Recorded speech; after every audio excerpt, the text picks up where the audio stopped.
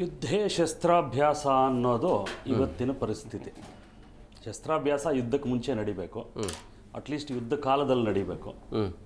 ನಾವು ಯುದ್ಧ ಮಾಡ್ತಾ ಮಾಡ್ತಾ ಶಸ್ತ್ರಾಭ್ಯಾಸ ಮಾಡೋ ಅಂಥವ್ರು.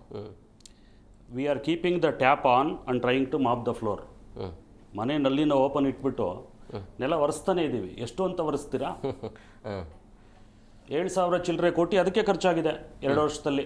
19, 20, 21, 22ರಲ್ಲಿ 7,021 ಕೋಟಿ ಖರ್ಚು ಮಾಡಿದ್ದಾರೆ ಅಂದರೆ ಇದು ತೇಪೆ ಹೆಚ್ಚೋ ಕೆಲಸ ಅಷ್ಟೇ ಇದು.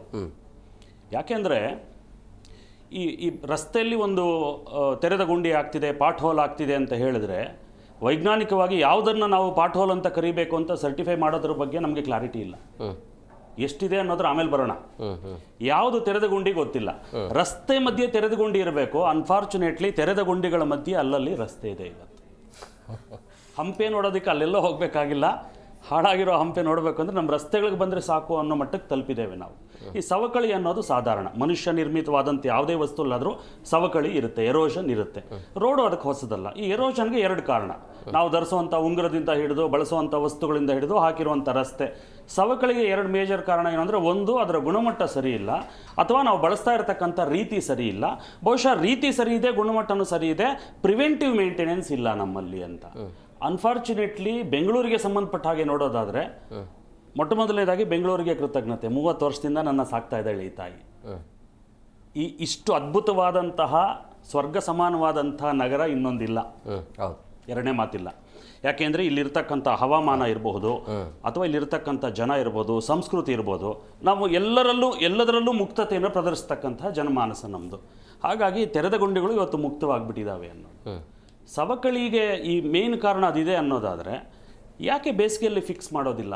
ಫಸ್ಟ್ ಆಫ್ ಆಲು ಎಲ್ಲೆಲ್ಲಿ ಸವಕಳಿ ಆಗ್ತಕ್ಕಂಥ ಸಾಧ್ಯತೆಗಳಿದೆ ಅನ್ನೋದನ್ನು ವೈಜ್ಞಾನಿಕವಾಗಿ ಅಧ್ಯಯನ ಮಾಡ್ತಕ್ಕಂಥ ವ್ಯವಸ್ಥೆ ಇದೆಯಾ ನಮ್ಮಲ್ಲಿ? ಇಲ್ಲ. ಯಾರಾದರೂ ಇದರ ವಿರುದ್ಧ ದನಿ ಎತ್ತಿದ್ರೆ ನೀವು ಅದು ದನಿ ಎತ್ತಿದ್ದೆ ತಪ್ಪು ಅಂತ ಹೇಳಿ ಮಾತಾಡೋ ಥರದಾದರೆ, ಪ್ರಜಾಪ್ರಭುತ್ವ ಎಲ್ಲಿದೆ? ಭಾಳ ಮುಖ್ಯವಾಗಿ ಕಳೆದ 7-8 ವರ್ಷಗಳಲ್ಲಿ ನಮ್ಮಲ್ಲಿ ಪ್ರಜಾಪ್ರಭುತ್ವ ವ್ಯವಸ್ಥೆ ಸತ್ತೋಗಿದೆ ಬೆಂಗಳೂರಿನಲ್ಲಿ. ನಗರ ಪಿತೃಗಳು ಅಂತ ಯಾರಿಲ್ಲ. ಜನರಿಂದ ಆಯ್ಕೆಯಾದಂಥ ಪ್ರತಿನಿಧಿಗಳಿದ್ದರೆ, ಯಾಕೆಂದರೆ ಅವರಿಗೆ ಡಿವಿಡೆಂಡ್ ಇದೆ, ಮುಂದಿನ 5 ವರ್ಷದಲ್ಲಿ ಮತ್ತೆ ಬಂದು ನಿಲ್ಲಬೇಕು ನಿಮ್ಮ ಮನೆ ಮುಂದೆ. ಹಾಗಾಗಿ ಒಂದು ಉತ್ತರದಾಯಿತ್ವ ಇದೆ ಅವರಿಗೆ. ಅಧಿಕಾರಿಗಳಿಗೆ ಆ ಥರದ ಉತ್ತರದಾಯಿತ್ವ ಜನರಿಂದ ಸಿಗೋದಿಲ್ಲ. ಜನಕ್ಕೆ ಸಂಬಂಧಪಟ್ಟಾಗಿ ಉತ್ತರದಾಯಿತ್ವ ಕಷ್ಟ ಅವರದ್ದು. ಯಾಕೆಂದರೆ ಇವತ್ತು ಇಲ್ಲಿರ್ತಾರೆ, ನಾಳೆ ಇನ್ನೊಂದು ಕಡೆಗೆ ಹೋಗ್ತಾರೆ. 7-8 ವರ್ಷ ಬೇಕೆ? ಇಚ್ಛಾಶಕ್ತಿ ಕೊರತೆ ಕಾಣಿಸ್ತಿಲ್ವೇ ನಮಗೆ? ರಸ್ತೆ ಗುಂಡಿ ಮುಚ್ಚೋದನ್ನು ಬಿಡಿ, ಈ ಆಡಳಿತ ವ್ಯವಸ್ಥೆಯಲ್ಲೇ ಗುಂಡಿಗಳಿದಾವಲ್ಲ, ಇದನ್ನು ಮುಚ್ಚುವಂಥ ಇಚ್ಛಾಶಕ್ತಿ ಯಾಕೆ ಪ್ರದರ್ಶನ ಮಾಡ್ತಿಲ್ಲ ರಾಜಕೀಯ ನೇತಾರರು? ಅಂಡ್ ಬಹಳ ಮುಖ್ಯವಾಗಿ ಬೆಂಗಳೂರಿಗೆ ಸಂಬಂಧಪಟ್ಟಾಗೆ ಈ ಸಮಸ್ಯೆನ ನಾವು ಬಗೆಹರಿಸಲಿಲ್ಲ ಅಂತ ಹೇಳಿದ್ರೆ ಭಾಳ ಕಷ್ಟದ ದಿನಗಳು. ಯಾಕೆಂದರೆ ರಾಜ್ಯದ ಒಟ್ಟಾರೆ ಉತ್ಪಾದಕತೆಯಲ್ಲಿ 45% ಬೆಂಗಳೂರು ಅನ್ನೋ ಮಹಾತಾಯಿ ಕೊಡ್ತಾಳೆ. ಸಾಫ್ಟ್ವೇರ್ ಏನು ಎಕ್ಸ್ಪೋರ್ಟ್ ಆಗ್ತಿದೆ ಕರ್ನಾಟಕದಿಂದ, ಅದರಲ್ಲಿ 98% ಬರ್ತಾ ಇರೋದು ಬೆಂಗಳೂರಿನಿಂದ. IT ತಗೊಳ್ಳಿ, BT ತಗೊಳ್ಳಿ, IT ಎನೇಬಲ್ಡ್ ಸರ್ವಿಸಸ್ ತಗೊಳ್ಳಿ, ಹೆಲ್ತ್ ಕೇರ್ ತಗೊಳ್ಳಿ, ಬ್ಯಾಂಕಿಂಗ್ ತಗೊಳ್ಳಿ, ಇವತ್ತು ದೊಡ್ಡ ಮಟ್ಟಿಗೆ ಬೆಳೀತಾ ಇರತಕ್ಕಂಥ ಎಲೆಕ್ಟ್ರಿಕ್ ವೆಹಿಕಲ್ ಇನೋವೇಷನ್ ತಗೊಳ್ಳಿ, ಎಲ್ಲದರ ಗ್ಲೋಬಲ್ ಕೆಪಾಸಿಟಿ ಸೆಂಟರ್ಸು, ಜಾಗತಿಕ ಸಾಮರ್ಥ್ಯ ಕೇಂದ್ರಗಳಿರೋದು ಬೆಂಗಳೂರಲ್ಲಿ. ಎಷ್ಟು ಜನಕ್ಕೆ ಹೇಳ್ತೀರಾ ಆಯಿತು ಬಿಟ್ಟು ಹೋಗಿ, ನಮ್ಮನ್ನೇನು ನೀವು ಬ್ಲ್ಯಾಕ್ ಮೇಲ್ ಮಾಡೋ ಹಾಗಿಲ್ಲ ಅಂತಂದು? ಸರಿ, ಬಿಟ್ಟು ಹೋಗ್ತಾರೆ, ಸರಿ, ಅಷ್ಟು ಕೆಲಸ ಕೊಡೋ ತಾಕತ್ತು ನನಗಿದೆಯಾ? ಉತ್ಪಾದಕತೆ ಏನಾಗುತ್ತೆ? ಈ ವ್ಯವಸ್ಥೆ ನಡೀತಾ ಇರೋದು, ಬೆಂಗಳೂರು ಇಷ್ಟು ಬೆಳೀತಿದೆ. ಯಾಕೆ ಬೇರೆ ಸಿಟಿಗಳು ಬೆಳೀತಿಲ್ಲ ಅಂತ ಹೇಳಿದ್ರೆ, this city is very industrious. ಶ್ರಮ ಪಟ್ಟು ಕೆಲಸ ಮಾಡೋಂಥ ಜನ ಇದ್ದಾರೆ ಇಲ್ಲಿ. ಎಲ್ಲಿ ಆ ಒಂದು ಸಂಸ್ಕೃತಿ ಇರೋ ಜನ ಇರೋದಿಲ್ಲ, ಅಲ್ಲಿ ಇಂಡಸ್ಟ್ರೀಸ್ ಬಂದರೂ ಉಳಿಯೋದಿಲ್ಲ. ನಮ್ಮ ಮುಂದೆನೇ ಸುಮಾರು ಸಿಟಿಗಳಿದ್ದಾವೆ. ಸೊ ನಮ್ಮ ಕೈಯಲ್ಲಿರುವಂಥ ಅದ್ಭುತವಾದಂಥ ಒಂದು ಸ್ವರ್ಗನ ಮಾತೆತ್ತಿದ್ರೆ ನಾವು ಕೆಂಪೇಗೌಡರು ಕಟ್ಟಿರೋ ಬೆಂಗಳೂರು, ಕೆಂಪೇಗೌಡ ಜಯಂತಿ, ಕೆಂಪೇಗೌಡ ಮಾಡಬೇಕು. ಆದರೆ ಕೆಂಪೇಗೌಡರು ಕಟ್ಟಿದಂಥ ಸಿಟಿನ ಆ ಸೌಂದರ್ಯನ ಉಳಿಸ್ಕೊಂಡಿದ್ದೀವ ಇವತ್ತು? 400 ಚಿಲ್ಲರೆ ಕೆರೆಗಳಿತ್ತು. ಎಷ್ಟು ಕೆರೆಗಳನ್ನು ನಾವು ತಿಂದು ಮಜಾ ಮಾಡಿ, ಅದು ಸರ್ಕಾರದ ಕೆಲಸಗಳಿಗಿರ್ಬೋದು, ವೈಯಕ್ತಿಕಕ್ಕಿರ್ಬೋದು.